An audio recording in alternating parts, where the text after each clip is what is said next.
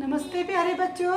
आज मैं फिर से उपस्थित हो गई हूँ आपके सामने एक कहानी लेकर नई पंचतंत्र की। मैं दीक्षा दीदी आपको कहानियों के संसार में आपका स्वागत करती हूँ और सुनाती हूँ एक नई कहानी। इसका नाम है नाग और कौवे। तो बच्चों, बहुत पुरानी बात है। पंचतंत्र की ये कहानी बहुत ही प्रभावी है। एक पेड़ पर दो कौवे और कौवे के जो ने अपना घोंसला बनाया था। अब कौवे जब भी उसमें अंडा देती तो वो अंडे वहाँ से एक नाग खा जाता। वो नाग उस पेड़ की कोटर में रहा करता था और उनको पता नहीं था कि नाग उसके नीचे रहता है, नहीं तो वो अपना घोंसला नहीं बनाते वहाँ।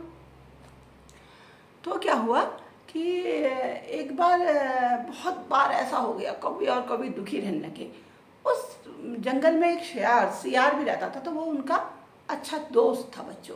तो क्या हुआ, एक बार उन्होंने अपनी ये बात उस सियार को सुना, सब बताई कि ऐसी ऐसी बात है और ये जो हमारे अंडे जो हैं ये नाग खा जाता है और नाग इसके कोटर में रहता है। पेड़ के नीचे जो कोटर होती है ना, एक गड्ढा पेड़ के अंदर बना होता है, अंदर से खो जैसी बनी होती है, उसमें सांप वाँप रहते हैं, उसमें नाग रहता था।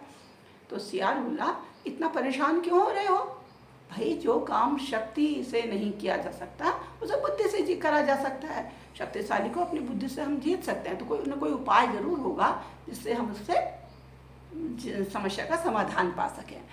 तो बच्चों, अब क्या हुआ कि जो सियार था उसने सोचा बहुत। तो एक दिन आके बोला कि यहाँ के पास में जो नदी बहती है, उस नदी के किनारे रोज रानी नहाने आती है अपनी सहेलियों के साथ। और नहाने से पहले वो अपने जेवर, अपने हार और अपने वस्त्र जो है किनारे उतार के रख देती है, कीमती आभूषण वगैरह।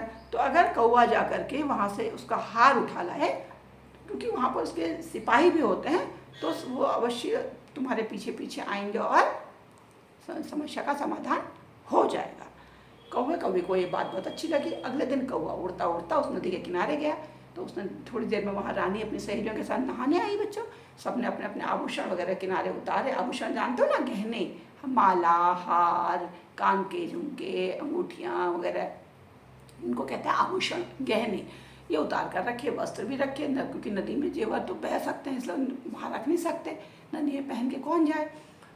तो कौवा तो इसी के इंतजार में था। रानी ने जैसे ही अपना हार मोतियों का उतारा तो कौवा ने जल्दी जल्दी गया और झपट के उस हार को पकड़ लिया। इस तरह से पकड़ा ताकि वो सिपाही उसको देखें, और सिपाहियों के आसपास ऐसे घूमता हुआ उनके आगे से निकलता। सिपाहियों ने देखा कि कौवे ने रानी का हार उठाया, तो सिपाही डंडा लेके उसके पीछे पीछे भागे। कौवा आगे आगे उड़ता जाए, सिपाही डंडा लेके पीछे पीछे भागे।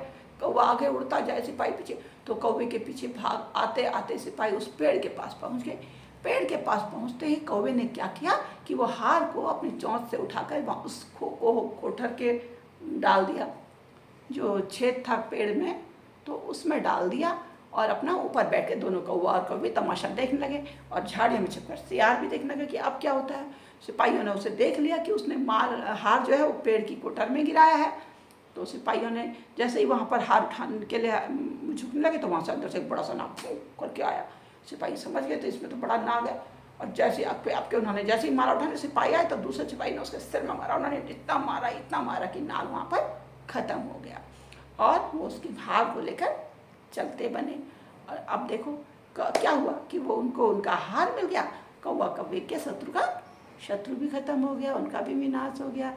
तो बच्चों, आगे से वो खुशी खुशी रहने लगे, क्योंकि उन्होंने अपनी समस्या उनके हल हो गई थी। उन्होंने उस सियार का धन्यवाद दिया और उससे कहा कि आपने हमें एक बहुत अच्छी बात बताई कि बलवान शत्रु को अपने दिमाग से, बुद्धि से जीतना चाहिए, क्योंकि हम उससे अपनी शारीरिक शक्ति से नहीं जीत सकते, तो बौद्धिक शक्ति से जीत सकते हैं। तो जहाँ पर हमारे साथ परेशानियाँ आती हैं वहाँ पर हम विवेक का प्रयोग करें, सोच समझ का से काम लें, तो हम उस समस्या का समाधान कर सकते हैं। कोई दिक्कत नहीं है, जीवन तो ऐसा ही है, जीवन में ऐसी चीज़ें आती रहती हैं।